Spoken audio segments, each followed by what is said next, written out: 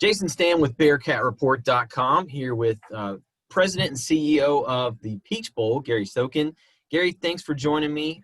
Just kind of wanted to get some input from you as we're getting prepared for the Peach Bowl against Cincinnati and Georgia. So thanks for joining me. Oh, yeah, glad to be here. Thanks so much for having us.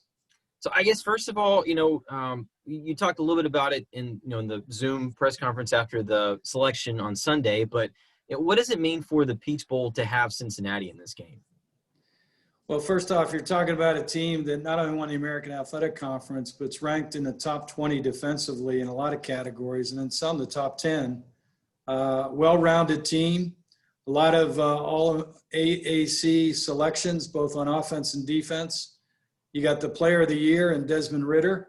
And I think that's what the game's going to come down to, is which quarterback is most successful, because both defenses are top 20 defenses and well-regarded.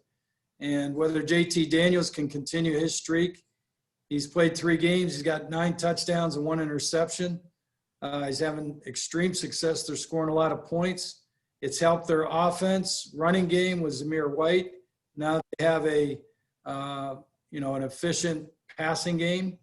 And then on Cincinnati's side, great defense all the way through from their backfield, on the backside to their linebackers and defensive linemen. And so they're going to be a test for Georgia, and whether Todd Monken and that JT Daniels offense can get it going. Desmond Ridder, certainly not only a great passer, having a lot of efficiency there, but he really runs the ball well too. So anytime you can have a quarterback that's that mobile, really creates a problem because you outnumber the defense. So we're looking for a great game, but as I said, I think it's the quarterbacks against those 2 vaunted defenses that's going to be the telltale sign on who becomes victorious. So obviously, Gary, this season was unlike any other. And I'm sure the process was different in getting to this point. So I guess kind of from what you can, kind of tell me, what was the process like this year in choosing the teams and getting this thing set compared to other years? Well, first off, a credit to the players, the staffs, the medical people, the administration at both Cincinnati and Georgia and around the country for any team that has been able to play this year, because we know to put on one game what the protocols would have to be. We had prepared for 3 Chick-fil-A kickoff games this year, which would have been a record in college football. No one's ever hosted 3 games in a week. So we had a lot of preparation done prior to the season to get ready for these 3 kickoff games. When they were canceled, it was really disappointing, but it gave us a head start on getting ready for the bowl game and working with Mercedes-Benz Stadium and knowing what we'd have to do to make for the safest environment for the fans, the teams, the media, and the workers for the bowl game. So, our staff deserves a lot of credit for all the work they've put in, and we're ready to go to create the safest environment we can to have a Chick-fil-A Peach Bowl on January 1st. The first college football game of the new year in 2021. We all can't wait to get rid of 2020. So we're going to kick off 2021 in a great way. We're going to kick off the football season in January, and then we'll kick it off again in August with our Chick-fil-A kickoff game of Alabama and Miami to start the season next year. So I know this matchup, I feel like, has been a lot of pundits had kind of predicted it for a while, and you're within the CFP parameters, but or the New Year's Six parameters, I guess. But was there any politicking with the other New Year's Six bowls to get this matchup, or was it something that just kind of fell into place? It kind of fell in your lap. How did it really kind of between these 2 teams, this matchup? Yeah, I can take no credit for this great matchup. Prior to 2014, when we joined the CFP, myself and Lehman Bennett used to really be in charge of selecting our teams for the Chick-fil-A Peach Bowl, and I really enjoyed it. It was great fun. It was challenging. Then there was politicking, negotiation, trying to organize 2 teams to come to your game and get the best matchup for TV and attendance and everything else. But now, as Bill Hancock told me in 2014, before our first CFP game, and we were the first CFP game in history. I called him on Saturday night. I said, Bill, so you're going to tell me who we've got for our game tomorrow, right? He said, Gary, you will find out Sunday when the rest of America finds out. And that was true then, and it was true this year, as we all waiting to see who we were going to open up for Christmas to be able to host in our bowl game. And we were really pleased to find out we had number 8 Cincinnati against number 9 Georgia.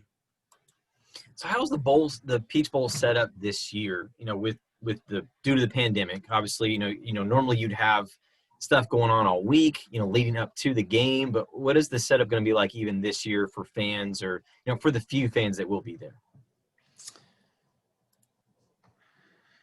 Yeah, we're really disappointed in a lot of ways that for the fans and the media and the players and the coaches and the administration, we're not able to put a true Chick-fil-A Peach Bowl on Southern hospitality because we really love hosting people. We have a great setup here in Atlanta. It's going to be more like an away game in a lot of ways in that teams are going to come in. We'll have an arrival dinner for them on Thursday night, but then the next day, they get up, on Wednesday night. Thursday night, they get up, practice, have their videos, their movie, their team meetings, go to bed and get up the next day and play at noon on January 1st. So we're not able to do all the things like at the College Football Hall of Fame, Ebenezer Baptist Church, all the fun events, the Battle for Bowl Week. We have an 80-pound belt. That's a WWE belt that we have contests every night for the teams to compete and give the belt away every night. And then whoever wins at the end, we give the belt to them. So it's really a shame because particularly this year, we look at our bowl as a reward for the players. And unfortunately, we're not going to be able to give them a big reward. We can give them the gifts the same as we have in the past, but not the same experience. And that disappoints us because we love to make people happy and really enjoy themselves when they come to our Chick-fil-A Peach Bowl. So I know, even within conferences, Gary, there's been a lot of disagreements with protocols with COVID and testing and all that. I'm thinking back to like the Florida State Clemson game where there was a disagreement, 2 hours before kickoff, they had to cancel it. What can you tell me as far as the protocols going into this game? Like, does the Peach Bowl have its own protocols, or are you using, American AAC protocols, SEC? I guess what will they be kind of going into this game? Well, there's a lot of different testing. I mean, the officials will test they'll test themselves, and then we'll test them again when they get to Atlanta. The workers, the staff, our staff, anybody photographer-wise that's going to be on the field, our chain gang, etc., we'll test them the morning of the game. The two teams will be tested according to their own protocols, how they tested all year, based on what Cincinnati's done and what Georgia's done. So they'll test themselves.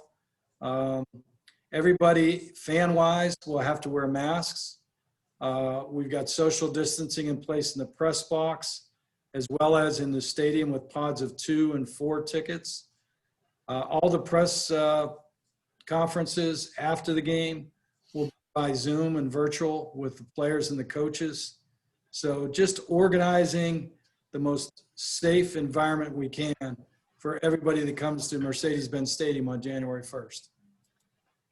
So I was looking, this is year 7 of the current format with the CFP and in year 6. Like, how would you assess how it's gone now in year 7, at least from the perspective of the Peach Bowl?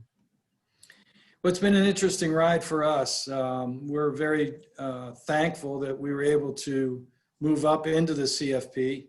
We felt rightfully so with what we've done in the past, how we've hosted people, the relationships we've had, the stadium we have, the city that we have to put on big events, whether it be Olympics or Super Bowls or Final Fours or Chick-fil-A Peach Bowls, SEC championship games, etc. And we think, that in our estimation, the CFP has worked. The BCS did its job. It made college football go from a regional sport to a national sport, to where now college football in fan avidity is second only in this country to NFL football.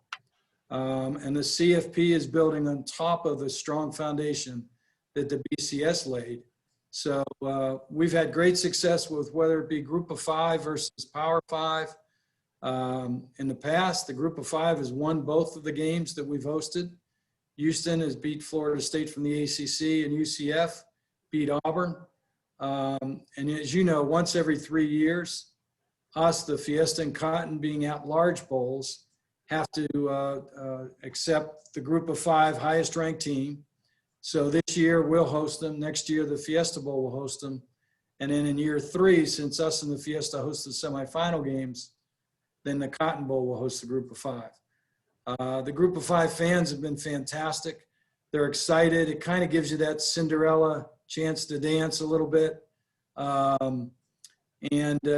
will tell you, Georgia and Cincinnati both better be ready, because anytime you compete at the highest level against a top 10 team on a national stage on January 1 in a New Year's Six bowl game, you better strap them up and be ready to play, because you're playing against someone on the opposite side that's really, really good.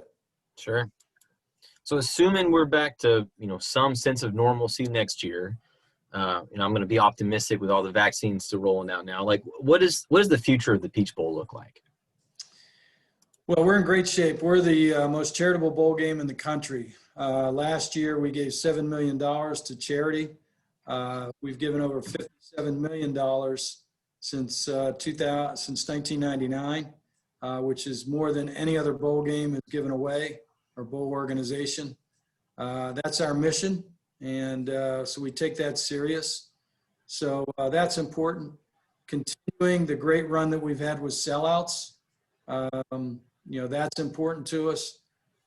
Hosting a first-class event, as earmarked by the surveys that we get back from the teams, is awfully important to us. And hosting semifinal games every 3 years. We'll do so in 2022 and 2025. So we look forward to those games where you get either number 1 against 4 or 2 against 3, and continuing to run a first-class event. The last question, Gary, is just, we talked about the future of the Peach Bowl, but do you see any change in the Peach Bowl's role within, the New Year's Six CFP, or just the overall bowl structure in any way? Those decisions won't be made by us, but I know that probably in the next couple of years, the CFP Management Committee, which is comprised of the conference commissioners and Jack Swarbrick of Notre Dame, I think come to some conclusions as to what they want to do after 2025, when the TV contract is up with ESPN. Sure. Not only from a TV perspective, but also from a 4 or 6 or 8. How they want to handle the playoff going forward, and inclusion of the bowls. The bowls have done a lot of great things for college football over the years, not only financially, but for memories created, charity, etc. And I think and hope that the bowls will continue to play that role, whether it be in an expanded playoff or a continuation of the current system. Cool. Well, we got a good matchup coming up on New Year's Day. Noon kickoff now. I know that's been moved up a little bit. So noon kickoff on ESPN, Georgia, Cincinnati. Obviously, tons more coverage coming at BearcatReport.com. Gary, thank you very much for spending some of your time with us.